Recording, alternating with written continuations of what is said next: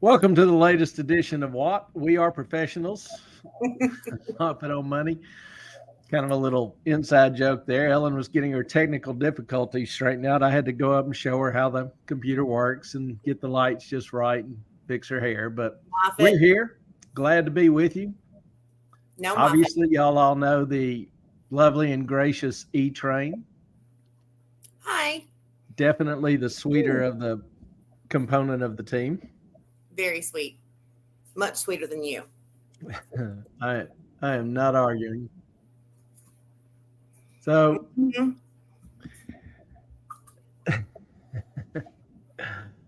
well, I we are do. glad to be with you. I have a comment to make on your short. On mine, Mm-hmm. hello Melissa, good to see you. Hey, Melissa. The actual short was not that I was asking him the question about ambivalent and apathetic. It just happened to be that I asked him to use it as a short, so he kind of threw me under the bus on that one. So it's kind of an inside joke in my family, and he decided to make me the idiot on that one. But thank you, Clay. Just wanted It to. wouldn't make you an idiot. You were just asking for my opinion. I did not ask your. I asked your opinion on using it as a short, but that Well, in the short, why is so there was a little bit of liberties taken. hang on. I've got issues with sound for some reason. Hang on. I think it. I have to change this to. Go ahead. Well, while you're talking to the computer, I didn't want to talk over you. Welcome, y'all. Laissez le bon temps rouler. How's my Cajun? Sorry, I'm working on this here. I think my It won't, Cajun's better than you're working. it won't give me. Hmm. Now I think you know where the WAP saying came from. Yeah. Oh, it We are just. professionals. Fuck. Okay, let's try that again. Speak. Speak. Laissez Hang le on. bon temps rouler. Still no? You know, I mean, we can hear you fine. You're coming across just fine. speaker. Hang on. Now there we go. Okay, hang on. There we go. It it caught up. For some reason, it didn't in the beginning. You sound much better now, and not like you're in a hole. I hope I do.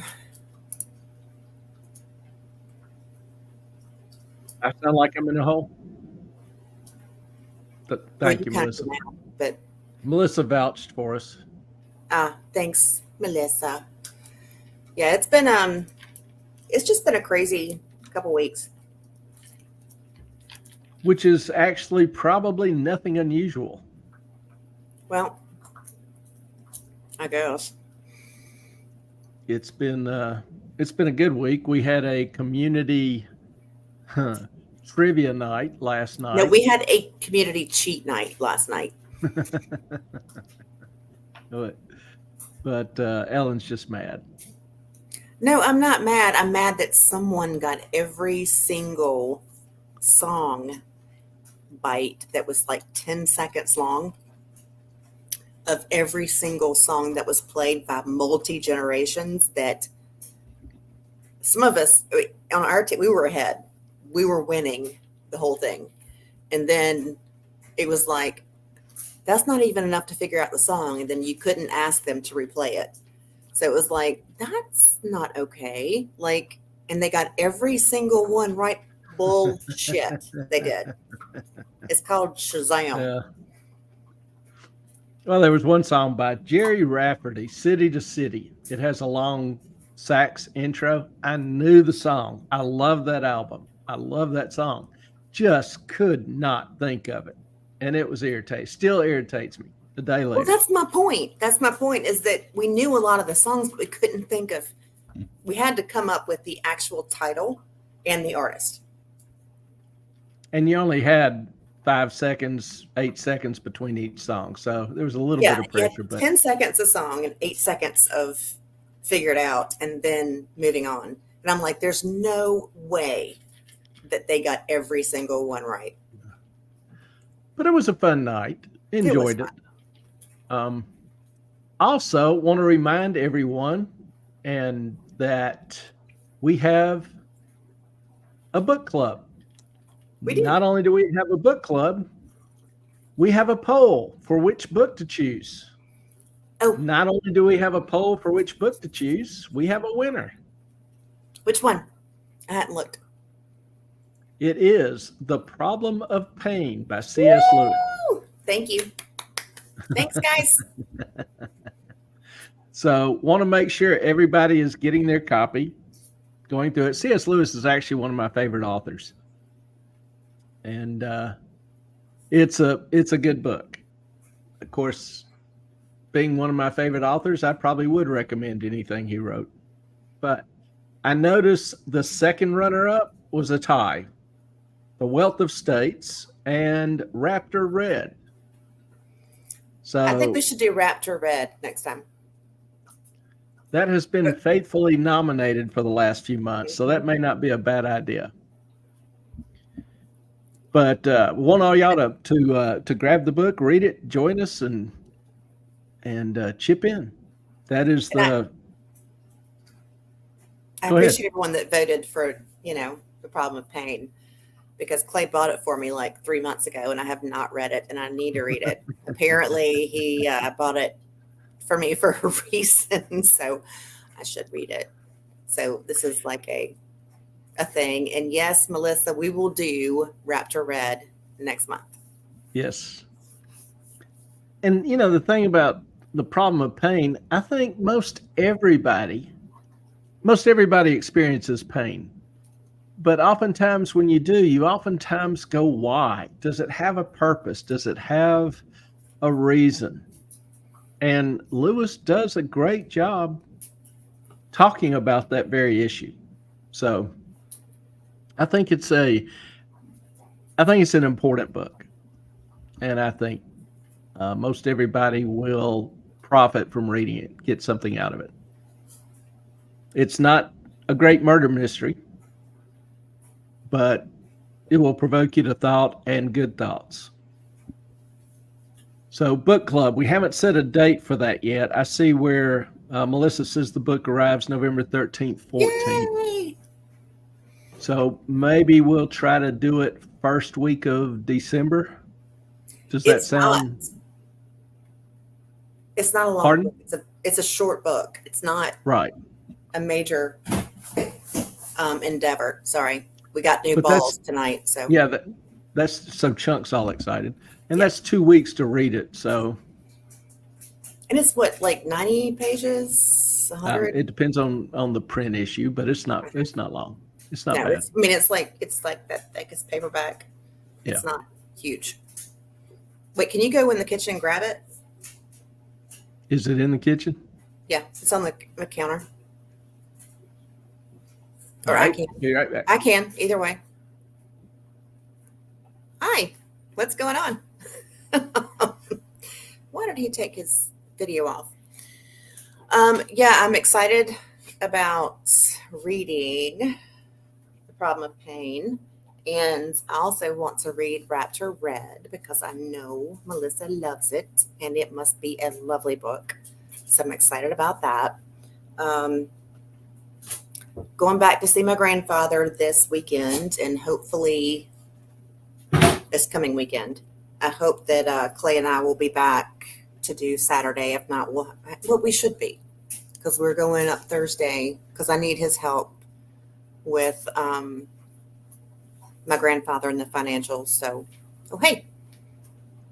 He back. The Problem of Pain, C.S. Lewis. How thick is it? It's not that thick. This version, which the pages are fairly short with wide margins, is about 150 pages. Yeah, it's not that bad. Yeah, 2 or 3 weeks should give everybody a nice leisurely read. Oh, Melissa, I will. Yeah, we're both going to go up and because I need Clay's help on some of the financial issues, and his advice. And we're meeting with an attorney, so all that good stuff. And of course, I value The Clay's virtual opinion. grandfather. He is, and he. I don't know if I said this last time. He said, "God bless each and every one of you." So, thank you. Yeah, when you're 95, it's kind of a thrill to be a virtual grandfather. 96. At 96.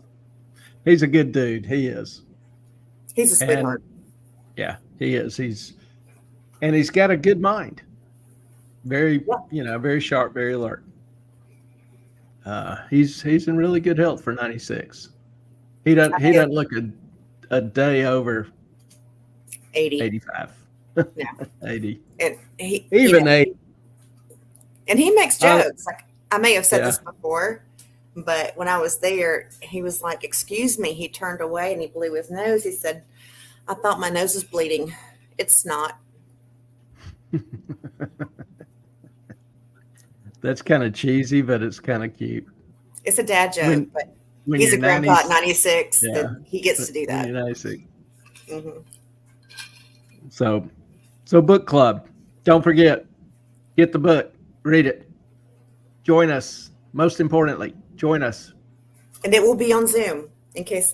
No, Melissa, it's hilarious.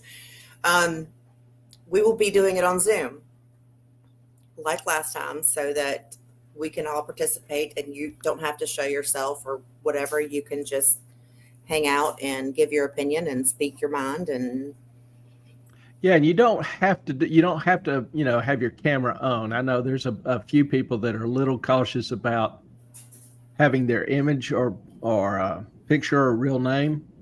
So, you can change the display name. You can not have the video on.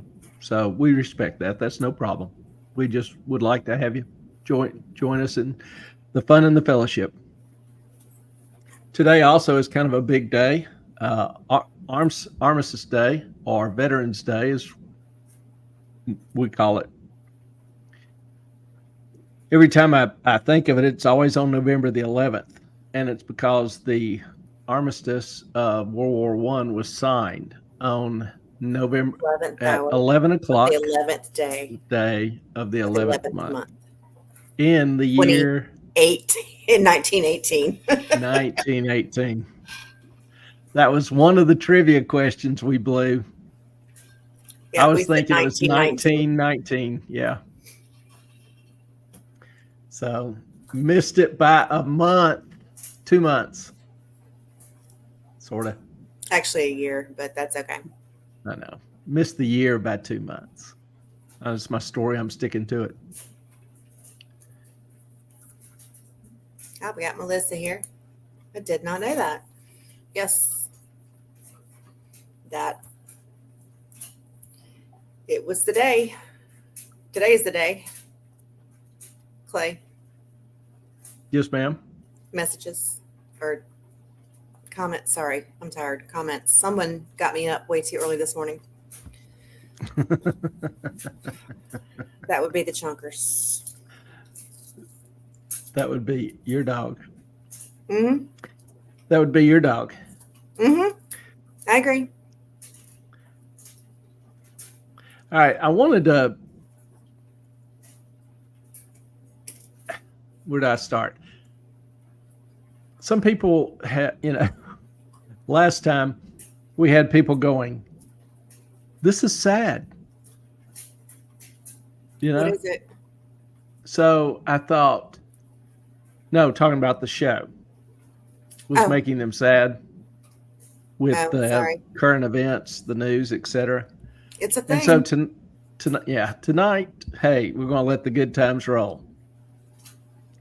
And to kick it off, I saw this and thought, that's not thought happy. This was kind of funny. Hey, Clay. Yeah. By the way, we both sucked last week. Well, that's all right. This is a Twitter site called the San Andreas Fault.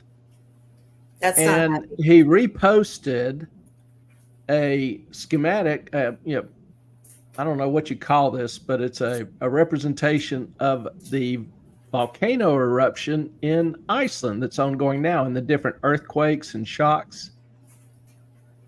And the San Andreas Fault says, Iceland is living my dream, which is kind of amusing. But the best response, Mount St. Helens.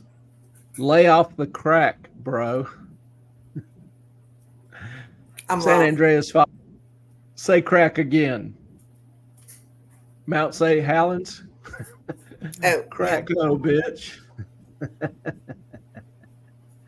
Yeah, so that's your Twitter exchange between Mount St. Helens and the San Andreas Fault. It's not the Twitter exchange we were looking for, but it's the one we needed. I just thought that was cute. I can't believe people are running Twitter sites, San Andreas Fault and Mount St. Helens. But is this a great country or what? Okay. I just thought that was modestly entertaining. And you got to say it did make you smile. I don't even understand it, so that's okay. Well, Mount St. Helens is the volcano that erupted 20 years ago. Yeah. San Andreas Fault is the big crack running down California that people think will break it off. So they were having a little competition there. Okay, apparently Melissa got it. I guess I just don't. Okay, we're going to go to here. I have ash from when Mount St. Helens erupted in the 80s. My uncle is in Spokane.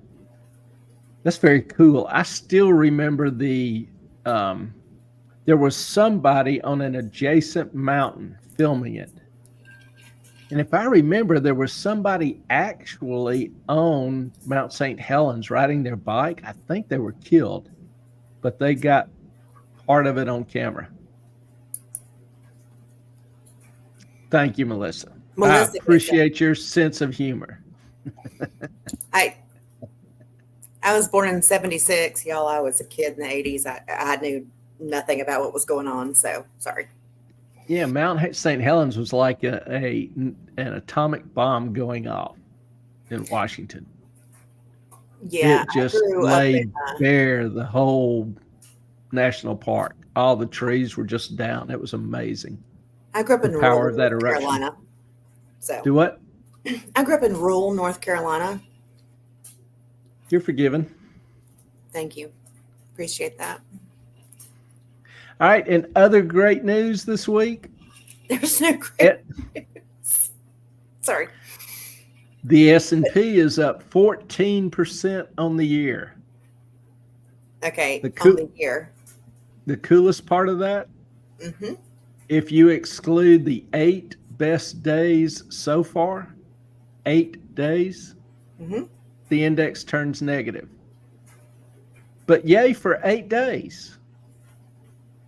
All right. Yay. Yay. Woo.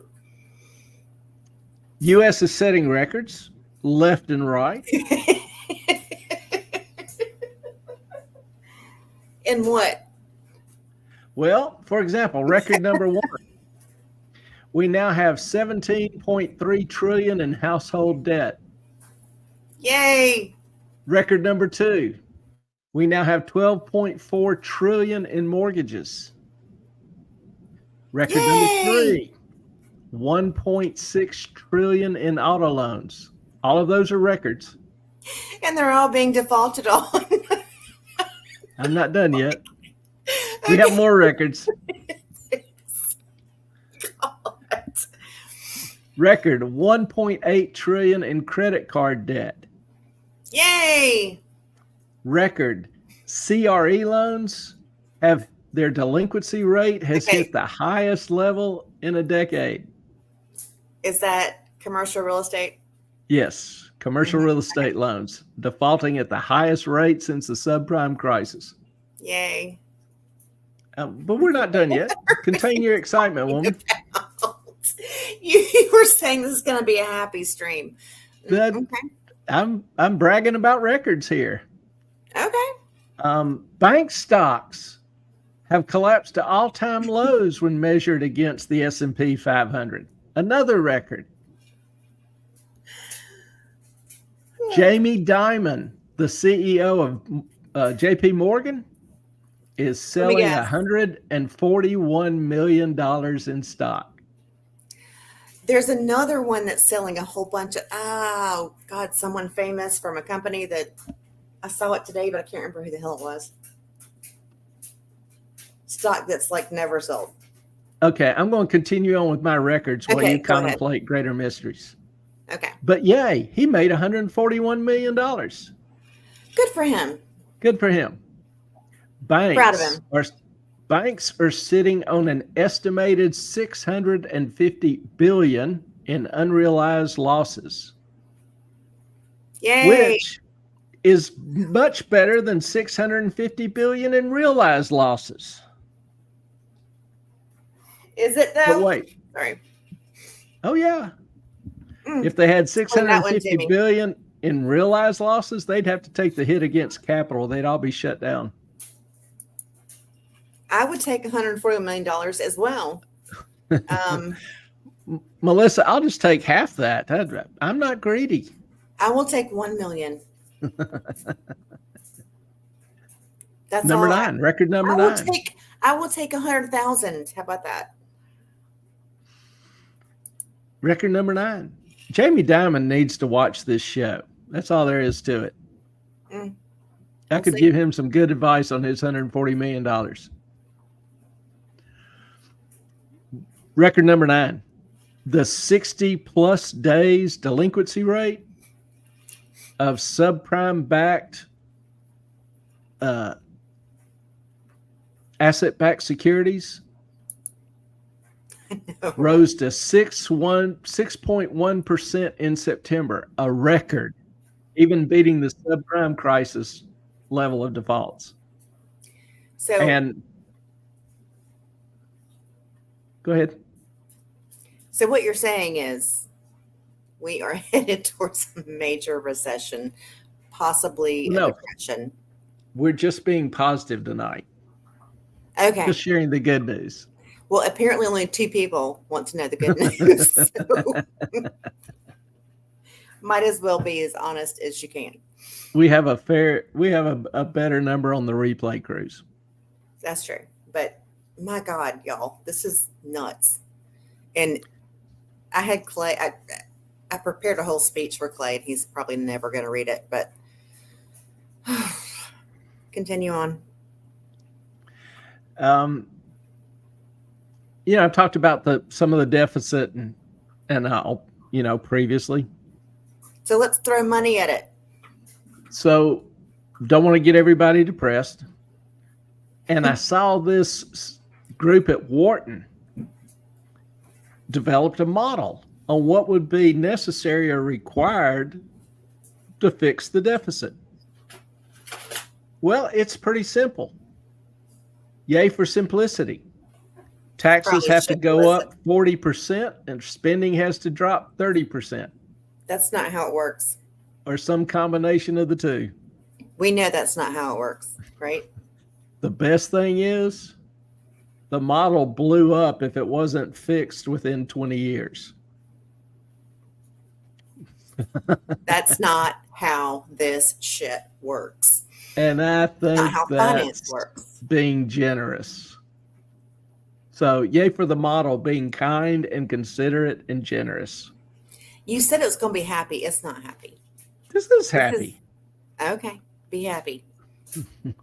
I'll do it then. Yay. Let's see. On the more entertaining side, the U.S. Treasury this week held a rather exciting auction. $24 billion in 30-year Treasury notes. So 30-year Treasury bonds. They were auctioning them off. And the auction absolutely folded. So you want something entertaining and fun? Just watch the Treasury try to auction securities when nobody wants them. Those bonds were clubbed like a baby seal this past Thursday. It was.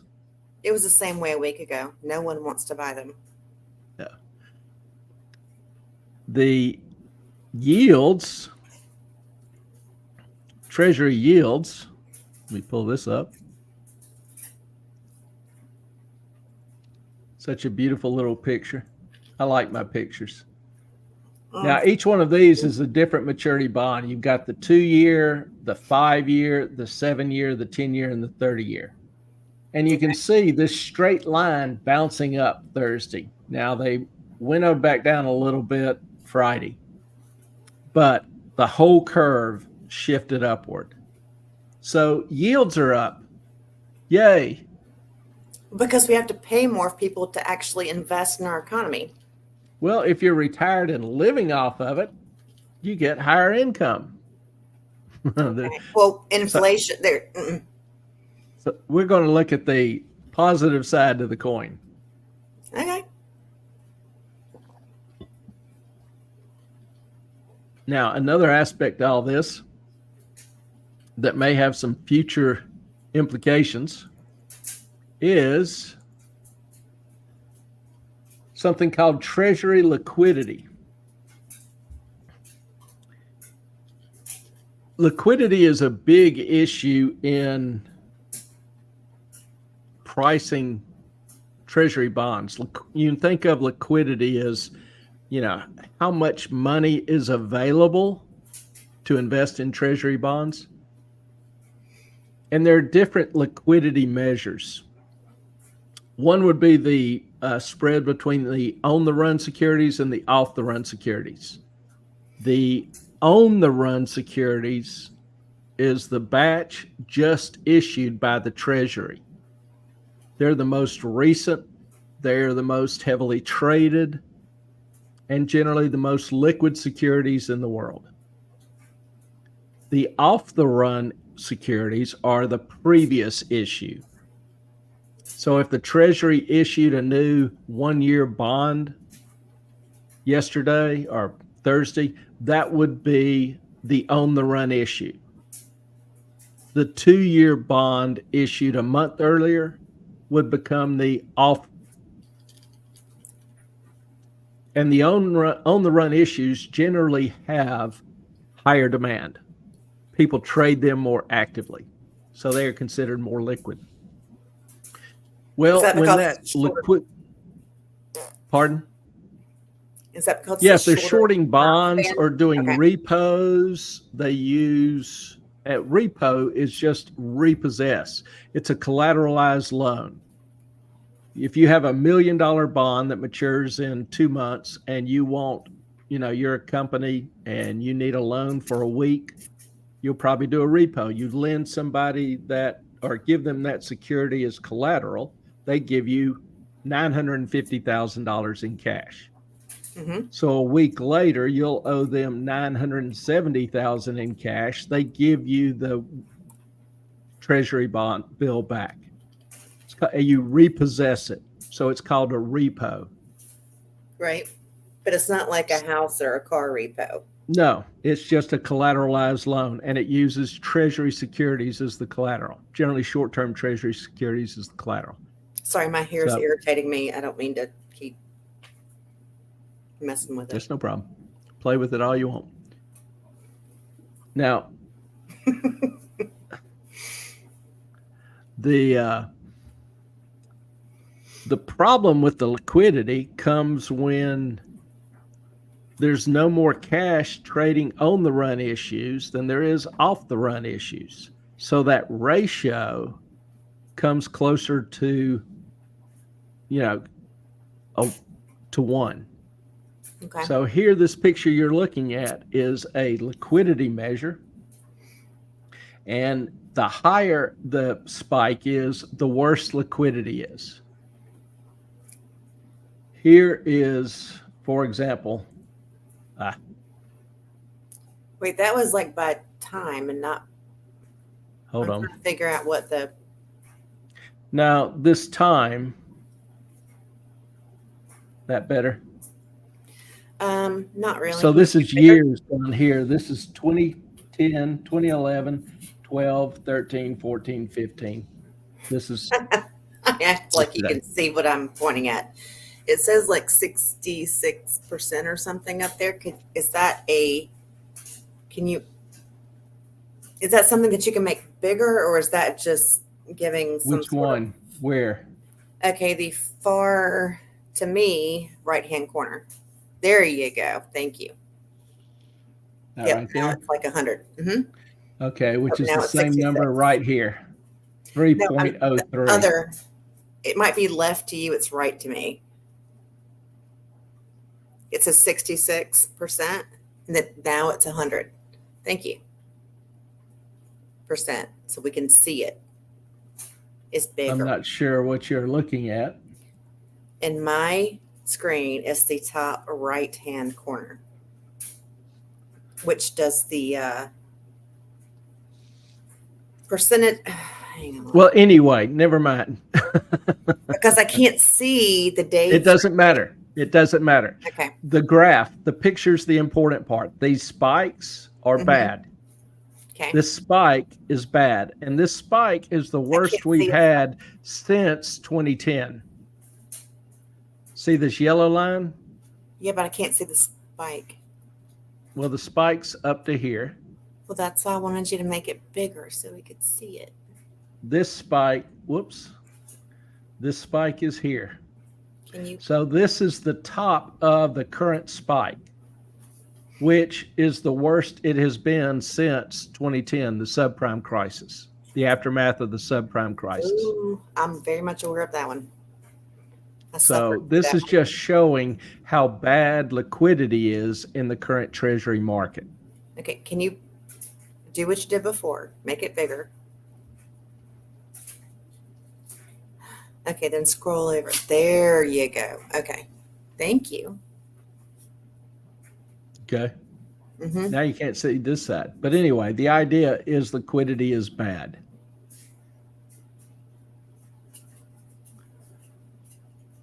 So you're saying we're screwed.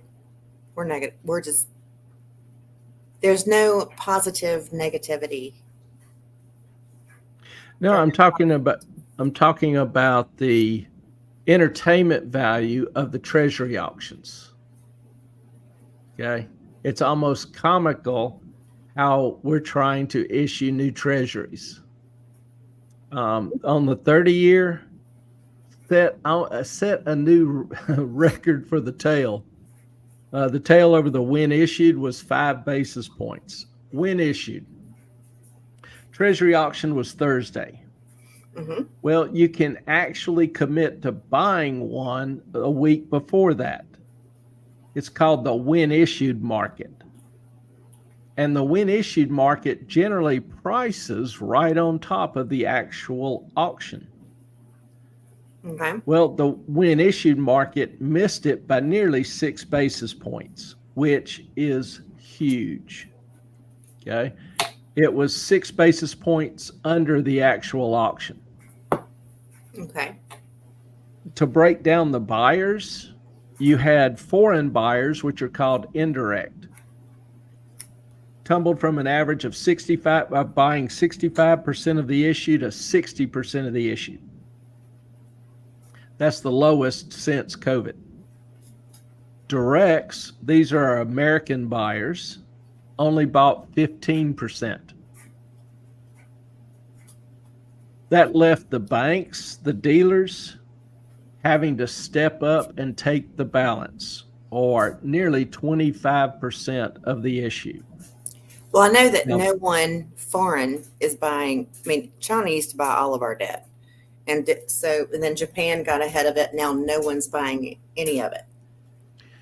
Yeah, and the problem is the banks, the share they bought is double their usual average.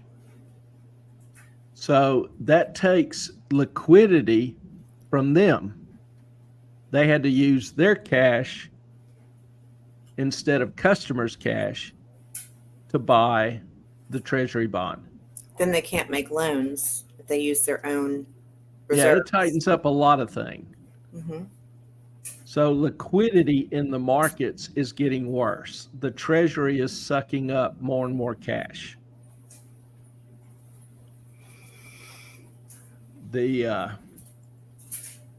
So the basic idea here is that if you're a retiree, you can probably expect yields to keep rising. How's that for a positive take? Yay.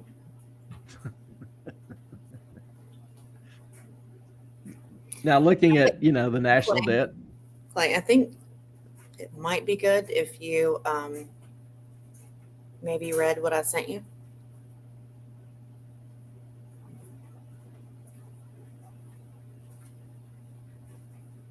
And he's never speechless.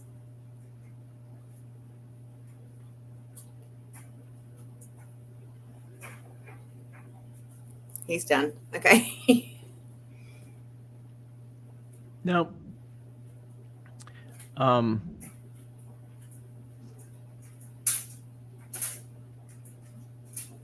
Ellen has, obviously talks to a fair amount of people, gets asked some questions.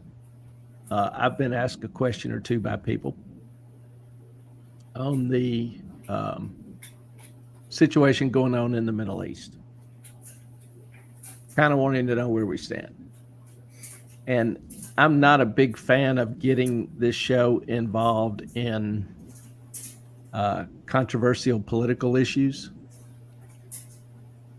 But I'll just, but Ellen really wants to, so this is half her show, so I'll respect that. I think it's just important. The idea is that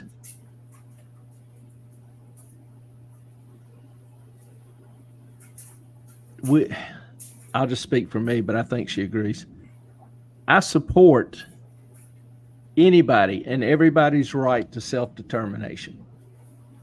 Yep. I think people have a right to determine how they live, where they live to the best of their ability, how they're governed. To that end, I support a second state option. But I look what happened in Israel a little over a month ago. And there are numerous reports of, for example, one mother had to watch her baby being put in a microwave and baked before she died.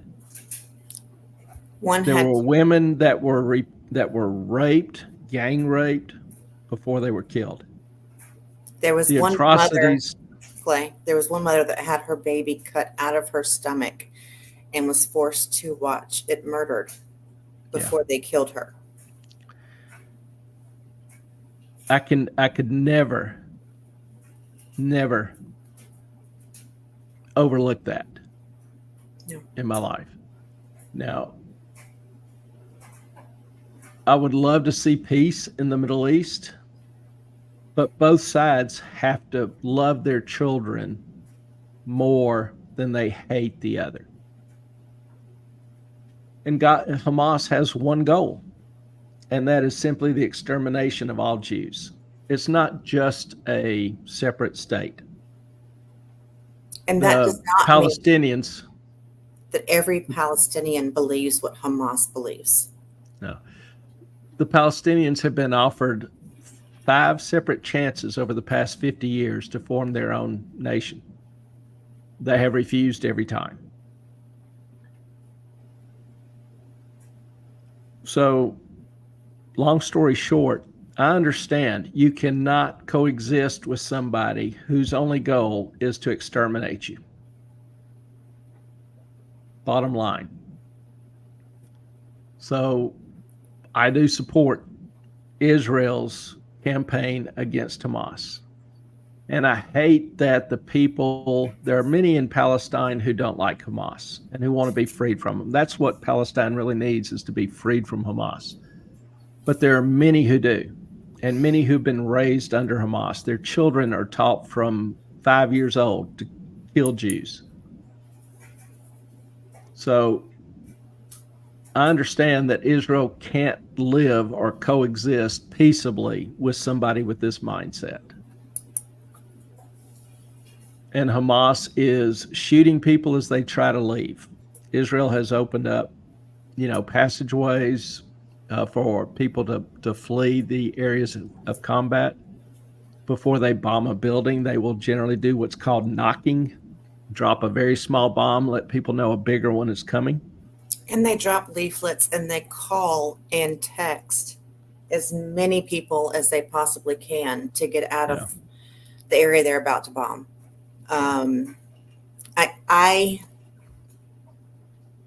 If my daughter and her child were executed, I'm not sure that I could forgive it.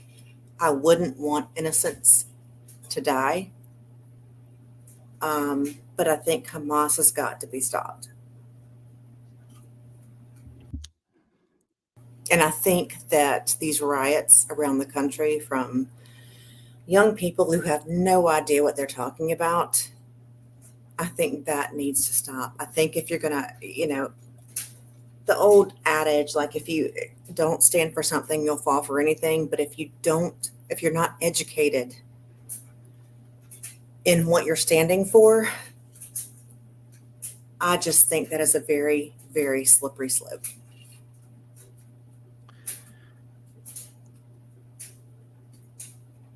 Yeah,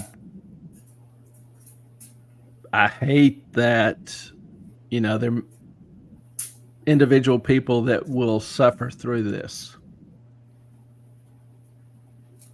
But just like in our campaign in Germany, bombing Dresden, bombing Berlin, bombing Munich, Nagasaki, Hiroshima, war is never pretty. And Israel, we had to respond in 9/11. Well, Israel had their 9/11.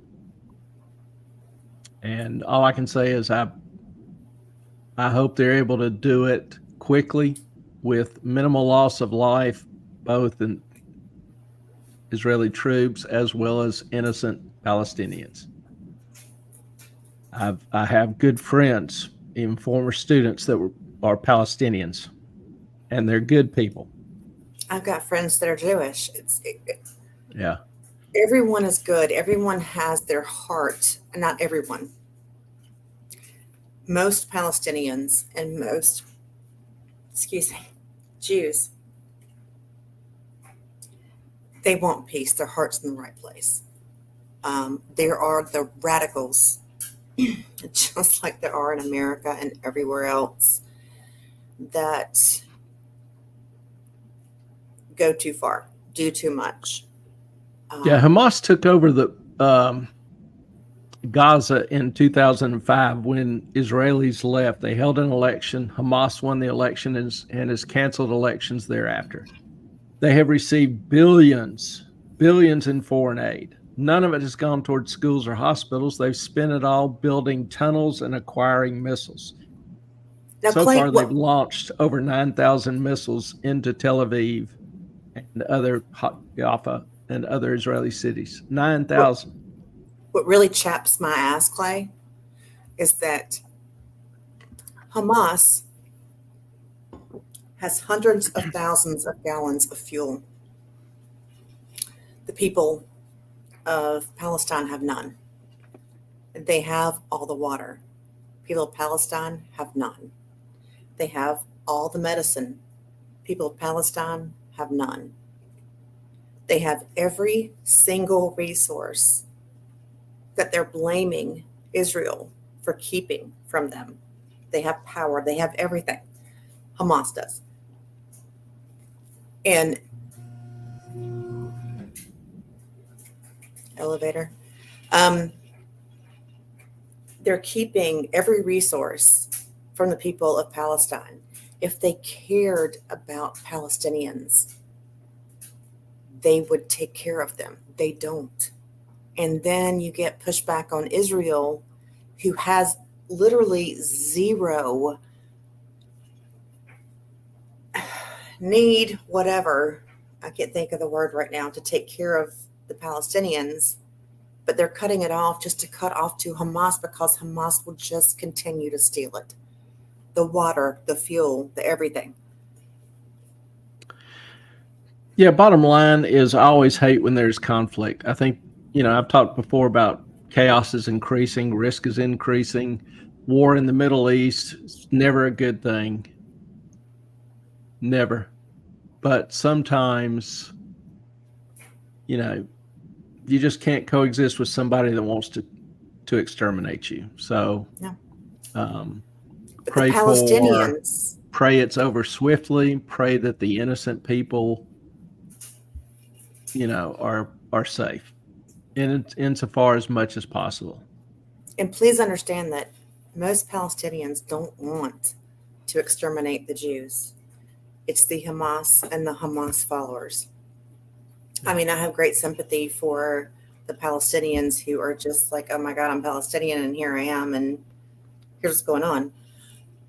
I have great respect and sympathy for the Jewish people who faced an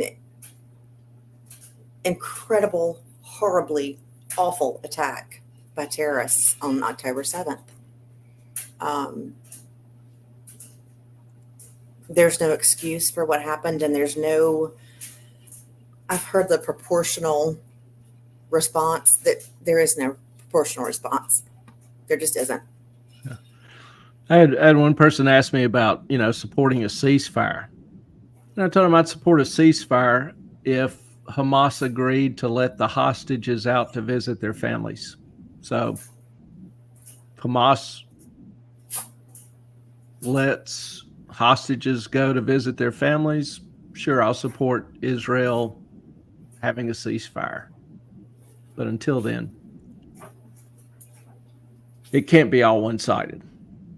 If Hamas wants to end this, they release the hostages and surrender.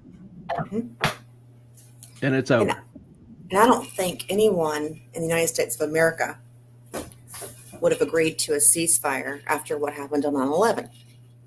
I don't know anyone who would have said, hey, take it easy. Not without bin Laden, not without Al Qaeda being leveled. So just Hamas is a terrorist organization. The Palestinian people are not all a part of Hamas.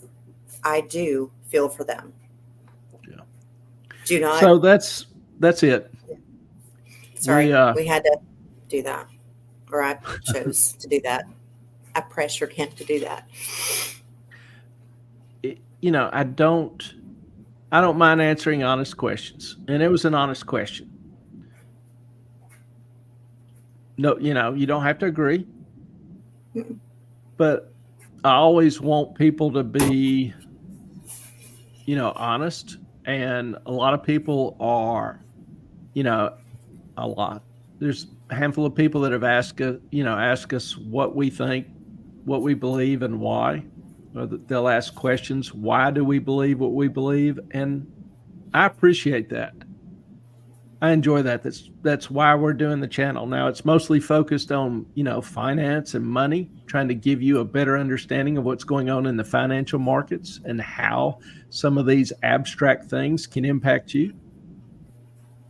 But, it was really heavy on Ellen's heart to try to answer that in the middle of anything else we're doing. So no, it's just I have cried tears for both sides. I know. It is Melissa. Okay, sorry. I need to shut up now. Love your sweet spirit. There are times when you just can carry on. I know. Melissa, random thought. In 2023, if the U.S. went to war, would war bonds be a thing? I don't think we would call them war bonds, but we damn sure would be issuing a lot more bonds. Be calling them bail out your government bonds. Yeah. No. And things in World War II, people forget. Things in World War II got tight. People were, taking off hubcaps off cars to have the tin to melt down. Mm-hmm. Food was a lot more scarce. Oil, energy, everything was a lot more scarce. Women, that's when women really started going to work in the factories. The world changed.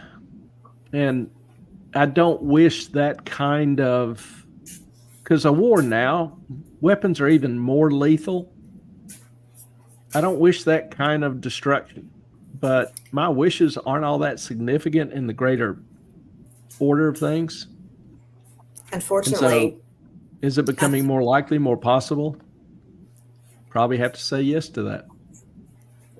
See, until we can eliminate evil from the world, which is never going to happen, we will always have wars, in my opinion. Anybody that talks about wanting peace, I love your spirit, but first convince me that you've eliminated evil, and then I'll start chanting the same mantra. But it's like having the Jews go to Hitler and say, hey, we just want peace, and have a nice, peaceful sit down in his office. I think we all know how that would have ended. Well, it's the same thing going on in the Middle East right now. Yeah. So I think there definitely would be bonds and a lot of bonds. There's also, I remember in 2000, I think it was 8 or 9, I was working in a salon, and I came into work one day, and all of the copper had been taken out of our air conditioning system. So we were shut down. I realized someone needed that copper to sell, to make money, to probably provide for their family or whatever. But at the same time, they took away my ability to provide for my family. And that was just not okay. And I mean, you got to think about the consequences of anyone's actions. Oh, we did the same. Would you stop doing it? Okay. I still have PTSD from the Cold War in the 80s. Sure. Sorry. Boy, I heard that. It sounded like he headbutted the desk. He did. Actually, he did. Yeah, I think a lot more hatred, a lot more anger in the world, not just this country.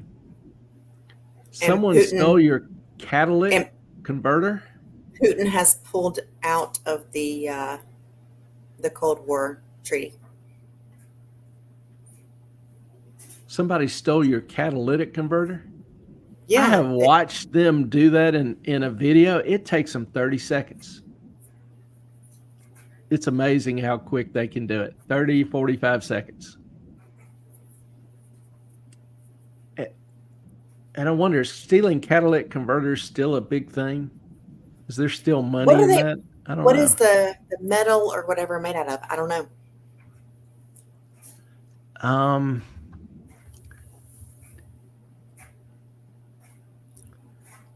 Let's see. I've had gas stolen out of my car. I've had, all of my electronics stolen when someone broke into my house. But yeah, I think the original catalytic converters had, precious metals in them. Platinum, whatever. Oof, that would do it. But I don't think the modern ones do. So I think that's why that's become a little bit less of an issue in the newer cars. What is that? But I'm not certain. That you sent me something on 2026. All the cars have to be. The House just voted down a bill that would have cut funding for a provision in I believe it's the Inflation Reduction Act that was passed this past year. There's a small little paragraph in there, a section.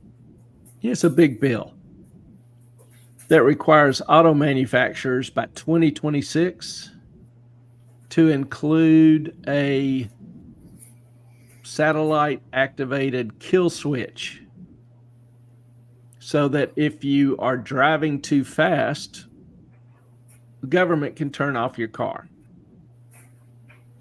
And the possibilities of that are endless. You don't have your proper vaccination, you can't drive. You eat more meat than you should, you can't drive. You drive too many miles or go too far from your house, you can't drive. Yeah. And I can't believe people actually refuse to cut funding for that. Melissa, I was out $500 for the deductible that I did not have to spare. This just happened 2 years ago. That So that was sucks. 2021, but you're in California as well, and I'm not judging. I'm just What saying year that is or was that? Yeah, I agree. That is horrifying. I can't imagine anybody supporting giving some bureaucrat that power. You're trying to rush to the hospital to take an injured or sick family member to the hospital, I'm but sorry, you ate the too com- much green beans or the too much meat computer or too much anything. the computer sees you speeding and cuts off your car. I just 2007 vehicle. Yeah. Yeah. They probably were targeting, and I don't even know the years, but I know the early ones had, some precious metals or I don't think by I believe it was 2007. I believe it was it wasn't titanium. So I'm thinking it was platinum. Why would they put platinum in that? It's used as a Melissa, yes, you can. You are allowed. It is a scary place we're living in now. I'm sorry, it just is. yeah. Um, We live in fascinating times. We really do. Priuses are a huge target, I guess. Yeah, Priuses, they might have a different catalytic converter or anything that is, I don't know. I mean, the batteries are worth a fortune. I know that. Yeah. I know to change out batteries in a Tesla is approaching 25,000. Almost as much as you pay for the car in the first place. Yeah. Yeah.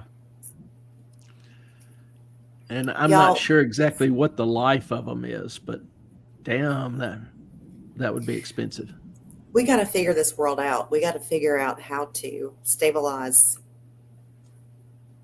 so many things. It's just, I usually watch like the Rubin Report, Dave Shapiro. I watch some more liberal channels just to see, like, I like differing opinions, see what's going on. And honestly, I'm just like, my mind is blown almost every day in the past few weeks, just looking at everything going on. And there's just doesn't not, I get messages from conservatives from California that are just like, I'm not leaving this state because it's my state, but how do I fix it? And I'm like, I don't know. I don't know. I don't know how to do that. This is all I have right here. A pocket constitution. I don't know. I think that's where my rule number 2 applies. What? Stupid should hurt. Yeah. So once the pain gets to be enough, people will start changing their behavior. But will they? They will, but the pain has to be sufficient enough to force them to change and not be blaming somebody else for their inconvenience or difficulty. I think Sometimes the world, that's a lot of pain. yeah, the world is hard enough. And with everything else going on, it's too much. It's just, somebody has to make some sense of something. Yeah, I did not get to watch the Maya trial. I know Rob had Law and Lumber had a big series on that for a while.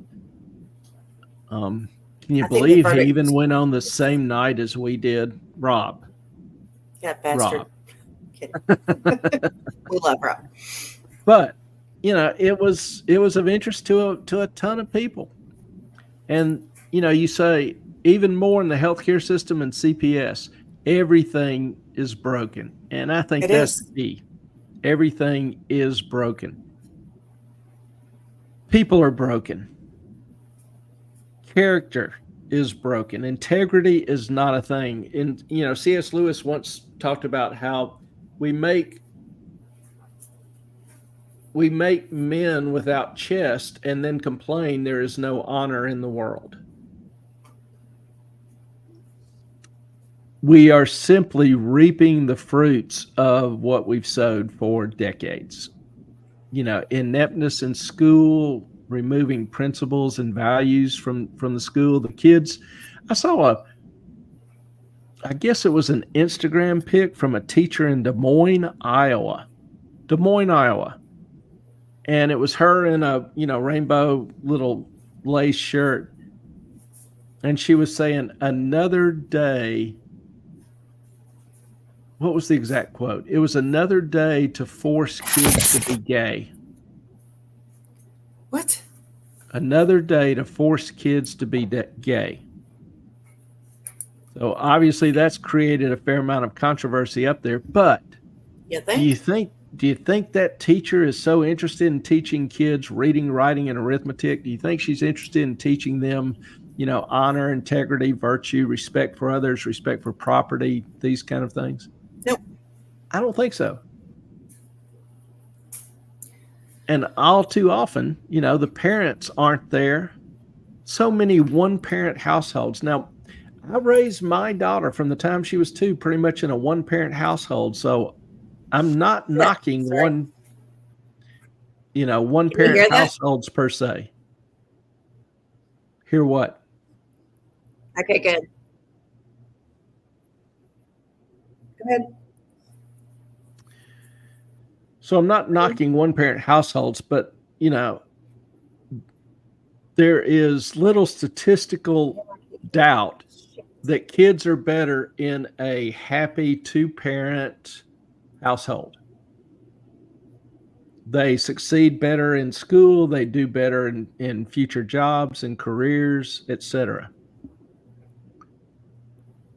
And we've got to just figure out how to get along together again, because we have lost that ability socially, intimately, academically, whatever.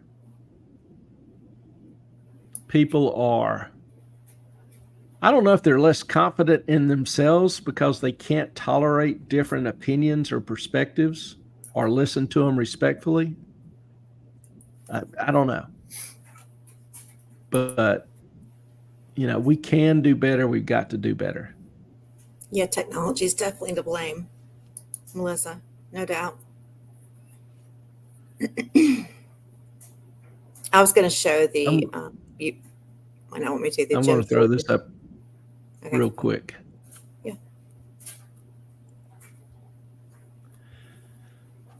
Huxley, guy who wrote Brave New World. People will come to love their oppression, to adore the technologies that undo their capacities to think. And if that doesn't sum us up, I don't know what does. It's true. People will come to love their oppression. Neil Postman wrote a book, Entertaining Ourselves to Death. I almost put that up on the suggested books, but he was talking about how modern society has become obsessed with entertaining ourselves to the point that we increasingly become dumbed down. Remember, I mentioned a couple of weeks ago that for the first time in history, IQ had actually dropped in the U.S. We read less, we reason less, we think less, we work less. Not in terms of hours or labors, but not as a whole, not individually. I mean, I think that a lot of us have our brains attached. Yeah, people are more obsessed with seeking their own joy or pleasure rather than improving themselves. I can name that tune in one note, Melissa. I long for the days of less technology. Now, with my current job, I'm pretty connected via technology. Dialed in, you got to be. Yeah, it's just a function of my job.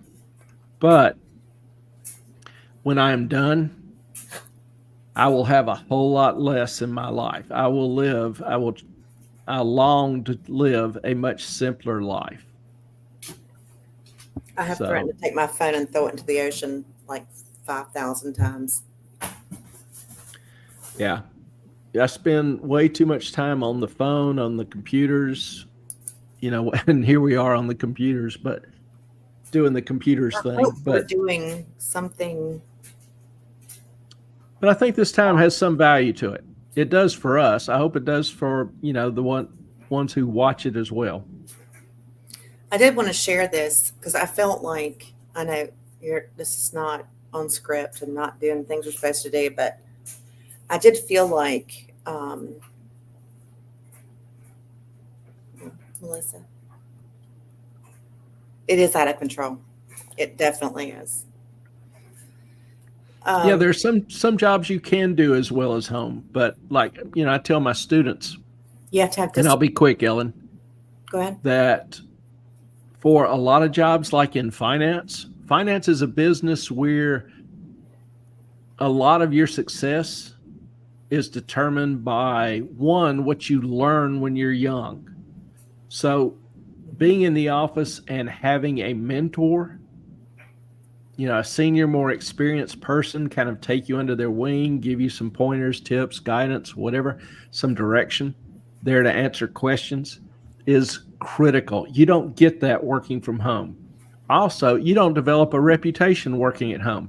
If somebody's starting a new firm or looking to hire somebody to fill a position, it may be somebody you used to work with that was impressed by your work ethic, your intelligence, your innovative spirit. Knows anyone in the workplace anymore. Yeah, if you're all working at home, you lose those advantages. So in a lot of careers, you need that office and community experience. It helps you grow. So I agree. There are some jobs where, yes, working from home is fine and can do just as well.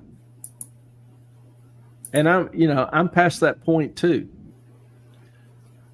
Now, the only reason I go into the office is because I think teaching in person is far superior to Zoom. Taking tests over the internet. Yeah, I can't see the screwed up noses when I start losing them. Mm-hmm. So, when I lecture, if I see a lot of screwed up noses, I know to slow down, do more examples, whatever. Melissa, I get your sentiment, because sometimes it's like, I used to put a note on my door saying, "Do not interrupt me unless it's an emergency. If it's the building like up in flames, else I can do my job much more peacefully, much easily, much more effectively if no one is in my way coming to my office 10 times. Yeah, I thrive better away from the peoples too. I get it. Yeah, I get more work done individually and private, but a big part of my job is getting interrupted with students coming in, coming by, having questions, needing help with problems. Most of your issues are like, the professors came in today and I couldn't get anything done. That's like There's some of that too. Yeah. Okay, so this is just a little tiny thing of free speech. I think that everyone, liberal, conservative, libertarian, Democrat, Republican, whatever group, Jewish, Palestinian, deserves to have a voice. That is something that is very dear to my heart, that I have a few friends who are Navy SEALs that passed away protecting mine, Clay's, and all of your freedoms in this country. And my grandparents, cousins, uncles, so I hold that very dear to my heart. And this is the Judiciary Committee. This was on the 8th, I believe. And these are two students who were asked to show up and speak. So I really hope that everyone, no matter what side you're on, whatever, that you're allowed to speak. I didn't do that right, did I? I didn't present. Okay, let's try this.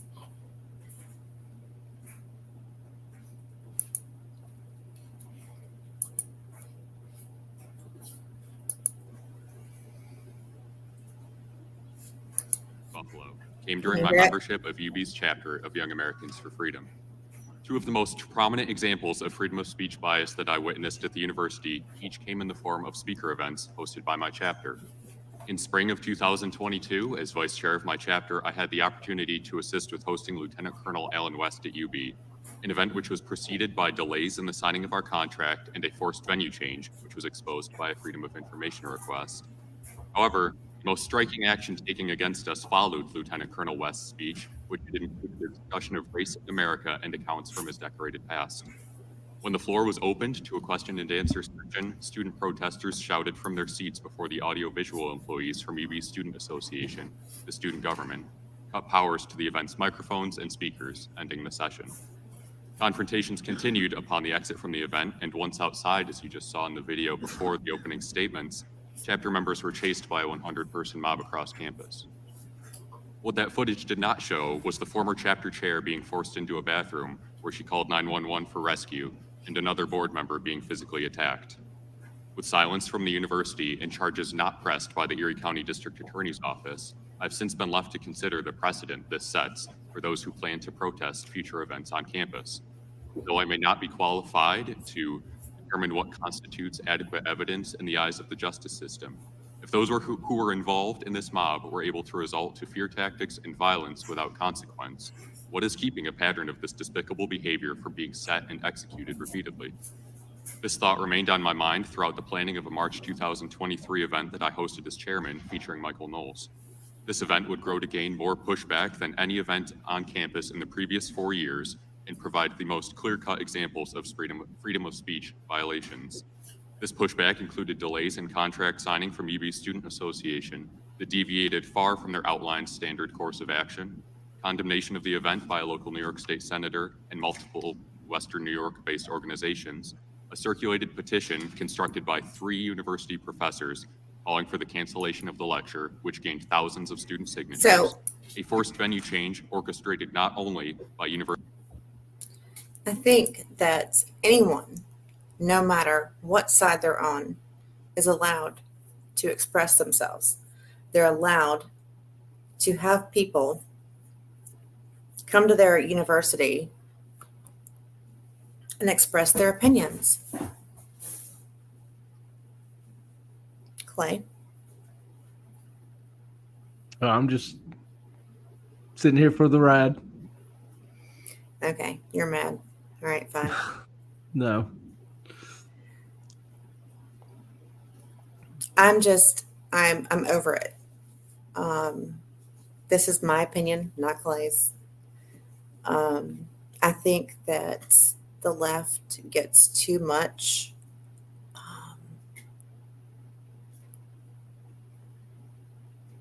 what's the word I'm looking for, Clay? I have no idea. They get coddled too more than anyone on the right. I think the right is being just silenced too much. I know that Ben Shapiro, Michael Knowles, Matt Walsh have had to take on extra security. I don't know of any leftist that has had to do that. None. I don't think that just being a conservative means your life should be in danger for thinking what you think. And I think that college campuses are a place for people to express different ideas and to share ideas and to be allowed to discuss them in a safe manner. And there were 2 of these, or 3 actually, of these college students that were, no, that was not okay. They were threatened with their lives. They were doxxed by giving out their addresses. One of them was Jewish, which is awful to do that. They have been followed. They have been blasphemed. Is that the word? Blasphemed? Help me out. I know you knew that one. Blasphemed. Yes. For their opinions. They have been targeted. And I just think that every single human, every single American should be able to express their opinion without the threat of retribution.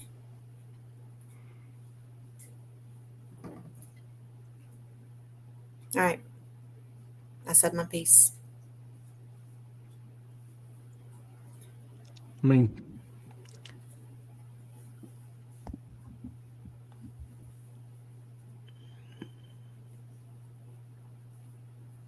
keep going. Show's yours. I care about, no, it's not. I care about every single human life. I care about every single person in this country. My family fought for the rights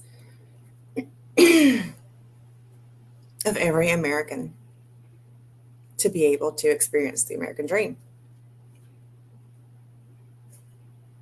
And we have lost that. We have lost that in our country. And I can't stand by and just say it's okay. It's okay. Just tell every soldier that fought for this country that what they did doesn't matter. We don't care anymore. We're not American enough to give a shit. We have become so politicized that we're just going to destroy ourselves. Thanks, Grandpa. Thanks, great-grandpa. Thanks, great-great-grandpa.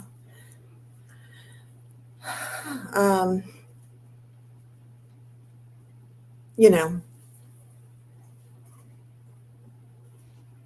I said before, I have friends who are Navy SEALs. I have friends who are Navy SEALs that died to protect all of our rights as Americans.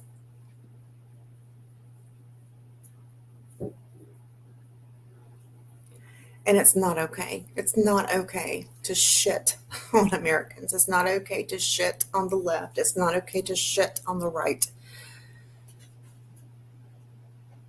We have lost something that used to be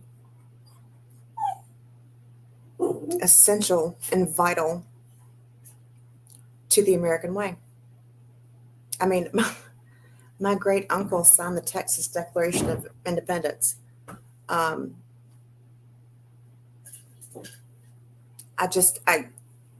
sorry, my love for this country supersedes any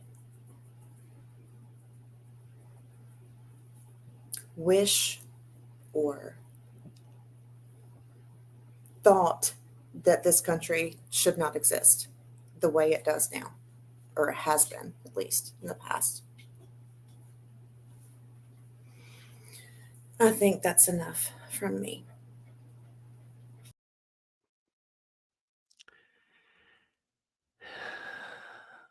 And with that, there's just no way I can follow that. So we'll just go ahead and call this an early end. I do want to say that we won't have a show next Saturday. We'll be on the road. But we do love y'all. Appreciate y'all being here. This has obviously been kind of a tough time. And emotions are running high, as you saw. So we just appreciate y'all. And Hope y'all have a great evening. Thank you very much.